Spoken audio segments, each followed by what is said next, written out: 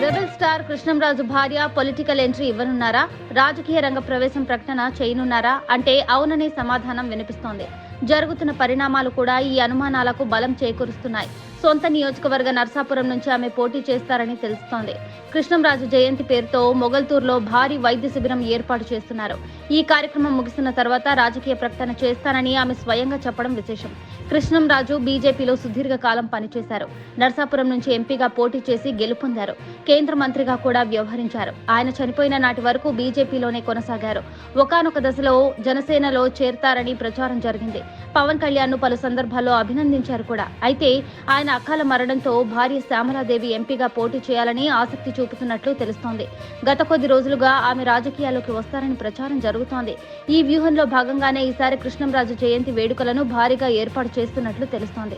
తన రాజకీయ ప్రవేశంపై వస్తున్న ఊహాగానాలపై శ్యామలాదేవి స్పందించారు. 20వ తేదీన జయంతి కార్యక్రమం పూర్తయిన తర్వాత రాజకీయ అంశాలపై ప్రస్తావిస్తానని చెప్పుకొచ్చారు. అయితే ఆమె వైసీపీ అభ్యర్థిగా బరిలో దిగుతారని తెలుస్తోంది.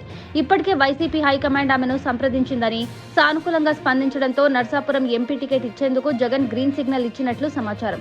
ఇక్కడ సిట్టింగ్ ఎంపీగా ఉన్న రఘురామకృష్ణంరాజు వైసీపీ నాయకత్వంతో విభేదిస్తున్న సంగతి తెలిసిందే.